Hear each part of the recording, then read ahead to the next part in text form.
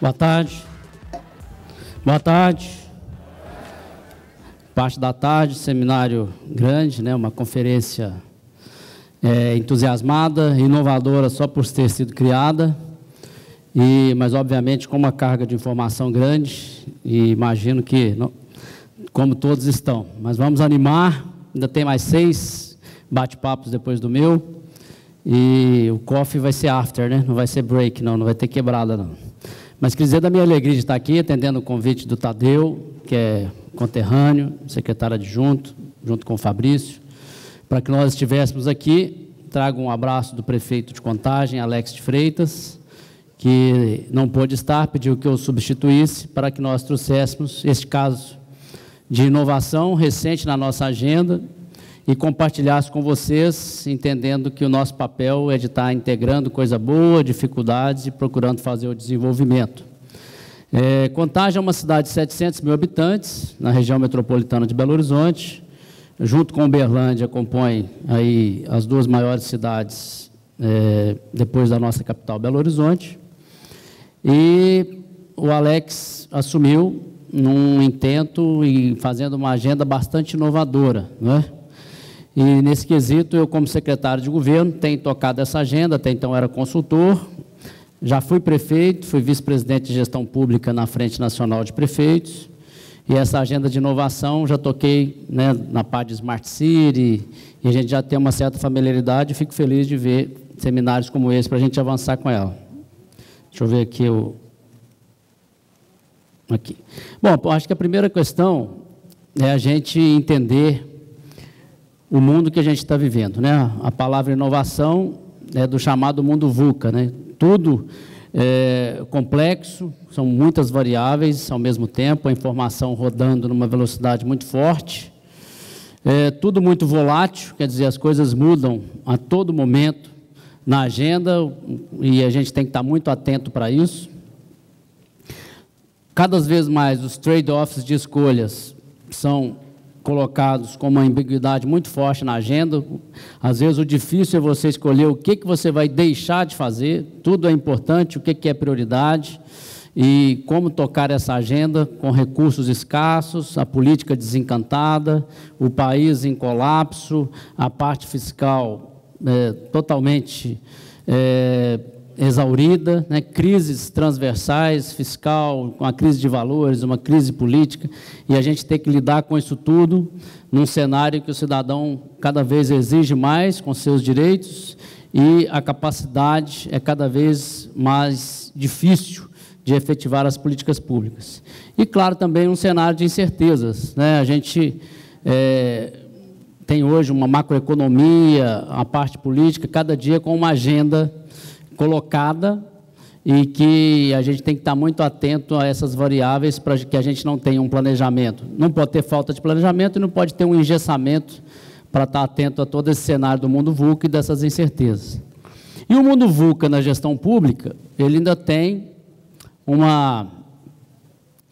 alguns diferenciais, né? Toda instituição, toda corporação tem a chamada governança, que é uma parte muito forte, a capacidade de você desenvolver planos e desenvolver gestão. Então, você tem uma agenda aí do planejamento estratégico, da parte financeira, da parte do controle interno, gestão de processos, projetos, gestão de ativos, que é uma coisa muito forte, né, e que às vezes a gente no furacão da rotina não enxerga, o que a gente pode ter para alavancar recursos, a capacidade do reinvestimento, a parte de internacionalização, a gente tem que se ver no mundo, trocar experiências, buscar transversalizar, e a parte de inovação, esse mundo VUCA, que está sempre em constante transformação, como que a gente inova, ao mesmo tempo cumprindo a rotina. E no serviço público isso é mais forte, porque a gente tem algumas questões complexas, né, em termos de premissas, na parte de recursos humanos. Você tem a alta direção aqui roda de 4 em 4 anos, né? Você tem dificuldade, às vezes, com mudança de matrizes políticas, uma dificuldade, às vezes, de um pensamento antigo político de não dar continuidade em grandes projetos. Então, você tem uma série de atipicidades, uma inversão de lógica jurídica, né, em que só pode fazer o que é permitido, investido do mundo privado, o que não é proibido é permitido. Então, tudo isso reflete muito na governança, mas tem, de uma maneira muito forte, a governabilidade. Quer dizer, você tem que lidar com um sistema político com campanha de 2 em 2 anos, você tem que articular, e os projetos estruturais têm que passar na Câmara de Vereadores, ou na Assembleia Legislativa, ou no Congresso Nacional. Você tem um controle externo, né, cada vez mais adensado, e hoje um sistema, a democracia brasileira muito extrema, muitas vezes judicializada na política ou politizada na justiça. Então, isso atravessa muito a pauta, né? Hoje você tem Ministério Público, Tribunal de Contas, essa coiseira toda que já foi falada aqui, que interfere nos planos de governança. Você tem, né, a realidade federativa. Hoje você tem, às vezes, um calote oficial, às vezes um ente não repassa para o outro que está conveniado. A gente tem assistido isso lá em Minas de uma maneira frequente, não repasse de custeio de saúde, retenção de IPVA de município. Então, tem questões que, às vezes, na governabilidade, você dificulta a governança para você produzir a política pública. Então, a questão da inovação está dentro desse furacão de coisas, e a gente ainda tem que estar atento a uma coisa muito forte para a governança e a governabilidade no campo da inovação, que é o timing, não é? O timing. Qual é o timing? E a parte, a governança, geralmente os governos começam com a capacidade de governar baixa e a governabilidade alta. A sociedade está naquela expectativa, esperando, e você está estruturando projetos conhecendo a máquina. Então, você tem que acelerar nesse início para que você consiga equilibrar as duas coisas e fazer avançar. E no seminário de inovação, e vou aqui falar da Hyperloop, né, que é o case que a gente vai desenvolver, o que a gente tem que tentar fazer é uma cultura da inovação, em que os processos avancem, em que os processos tenham uma condição de inovar com toda a dificuldade da burocracia brasileira, com todo um ambiente que a gente que está na gestão pública sabemos, né, tem a questão da síndrome de Gabriela. Quem aqui conhece a síndrome de Gabriela, né? Do nosso conterrâneo nordestino aqui, Jorge Amado, né? Que fez a Gabriela lá, que foi até novela, e tem a música também, né? Eu nasci assim, como é que é? Eu cresci assim, e vai até morrer assim. Então, o serviço público ele tem dificuldade de inovação por natureza, e cabe a nós despertar e criar uma nova cultura. Tem essas 3 figuras que são símbolos do mundo moderno, né, que criaram o nosso cotidiano hoje de uma maneira totalmente diferenciada, com as redes sociais, com a mobilidade, né, do iPhone, está aí o Steve Jobs, e o Elon Musk, que é um ícone, né, que gerou uma mudança e que está gerando, um cara que inovou muito na questão da política espacial, né, com a SpaceX, e com a Tesla, está mudando toda uma lógica de mobilidade dos carros elétricos, dando escalabilidade. Só para vocês terem uma ideia, a Tesla produziu 103 mil veículos elétricos no ano passado. Nunca antes, né, na história mundial, sempre foi protótipos e pequenas produções, o que é uma coisa muito pequena, mas já foi uma escala nova. E ele que inovou essa questão, superando também a questão da bateria, que era o grande gargalo, e que traz sempre uma constância de inovações para o mundo. E nesse quesito, ele concilia liderança, a gente concilia credibilidade com confiança, motivação para a equipe engajar, com autonomia da equipe produzir e, ao mesmo tempo, competitividade, né, com meritocracia para o projeto desenvolver.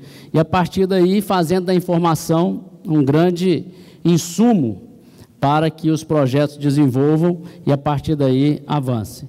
E o que é colocado, né, aqui, vale dizer que essa é a super interessante deste mês de maio, o Elon Musk está na capa, e aqui fala, lá tem uma matéria, o Trem Bom, né, que é o projeto da Hyperloop, em que ele criou e deixou, o que é o mundo da inovação hoje? Esse projeto ele deixou aberto para quem quiser desenvolver. Qualquer startup que está aqui hoje, que queira desenvolver o projeto da Hyperloop, ele está aberto para o mundo, né? Ele criou desenvolveu um projeto de 57 páginas, estruturou a viabilidade e será uma mudança da inovação de uma maneira radical.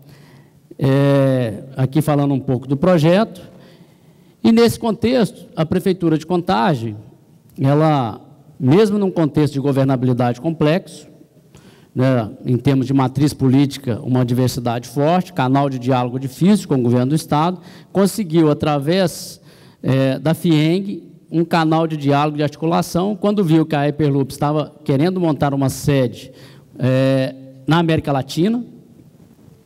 Ela se candidatou. Contagem é uma cidade muito industrial, é o primeiro distrito industrial brasileiro planejado está em Contagem, né, chama 5, Centro Industrial de Contagem, e ela querendo se abrir para a indústria 4.0, ela colocou, então, o projeto da Hyperloop em tela, articulou com a FIENG e, a partir daí, conseguiu atrair e está aí hoje, né, na super interessante colocado, e Contagem citada na matéria, com o projeto da Hyperloop. E a Hyperloop vai significar uma grande revolução no transporte de alta velocidade, né? São cápsulas aqui, os dois aspectos, tanto para cargas quanto para passageiros, com trens funcionando a vácuo e em levitação a 1.200 km por hora, e é um projeto que já existe no Canadá, na unidade do Canadá. Contagem é a 4ª unidade com o Centro de Planejamento e Desenvolvimento, e no Canadá já há produção, e já é uma realidade que até então parece ficção científica, mas já passou da fase de protótipos, né? Aqui já alguns produzidos. Aqui falando também um pouco de como funciona, né? A eficiência, ele tem saldo energético positivo, a energia que ele produz no canal, no vácuo, ela é usada também com painel solar, que gera energia e dá saldo positivo de energia, né? Altamente rentável. Hoje a Hyperloop já tem 27 patentes registradas, 8 acordos governamentais, 33 registros de marcas em países diferentes e 47 parceiros corporativos, e agora a Contagem passa a fazer parte desse time, né? Aqui o projeto de cooperação, finalizando, né? Foi criado, então, o Centro de Planejamento e Desenvolvimento, dentro do Museu da Indústria, da primeira cidade do Brasil que teve um centro industrial, colocando, então, toda essa parte da Hyperloop, do projeto do Musk, na América Latina, dentro de Contagem, numa atração articulada, dentro da boa governança e com a capacidade de liderança, buscando esse investimento para a Contagem, que vai mudar toda a lógica de desenvolvimento da cidade, um novo envolvimento com a comunidade científica, como também realização e uma mudança nova para as empresas da cidade. O que tem os 4 pilares desse centro? Já estou fechando já. Planejamento e desenvolvimento, lá terá uma fábrica e um laboratório, né, já dos protótipos, uma versão muito forte com as academias, com as universidades e a juventude, para fomentar a pesquisa, né, para a tecnologia, e também a aceleração de startups de uma maneira muito forte, gerando insumo para que a Hyperloop possa desenvolver. Então, o que a gente imagina que esse projeto agrega, né, em termos de gestão de ativos, junto com outros projetos que a gente tem? Estou encerrando já. Nós temos uma agenda de PPPs e concessões muito fortes, né? O pessoal já foi mostrado aqui pelo Camilo na data de ontem. Nós desenvolvemos, na parte de educação, né, 8 escolas de tempo integral, nós estamos tocando essa agenda de uma maneira muito forte, e esse projeto da Hyperloop vem a somar com a indústria 4.0, serão 10 milhões de dólares de investimentos, de cara 120 empregos diretos, mais 900 indiretos, e uma internacionalização forte do nome da cidade, e gerando o que de ativo? Né? Numa gestão de ativos colocada, você tem um capital político muito forte, com a cidade crescendo, sendo vista, o capital social, o capital humano desenvolvendo, o capital natural, uma empresa altamente sustentável e atualizada, o capital intelectual da cidade, também avançando, com essa chegada, somando com as universidades, com as empresas locais e com as startups, e, claro, o capital financeiro e econômico, avançando de uma maneira muito forte com esse novo empreendimento que chegou lá. Tem um mês que foi feita a agenda e que ela está se instalando na cidade. Então, desta maneira, a gente entende que o que gera de ativos, de agregação de valor deste investimento, de inovação, através da gestão, da articulação da governança e governabilidade com a boa liderança empreendedora, é sinérgico e talvez imensurável na data de hoje, né? E as próximas gerações saberão ver, e vale, acima de tudo, cumprir, né, o papel e o legado de quem está na gestão pública de fazer o desenvolvimento sustentável para as futuras gerações.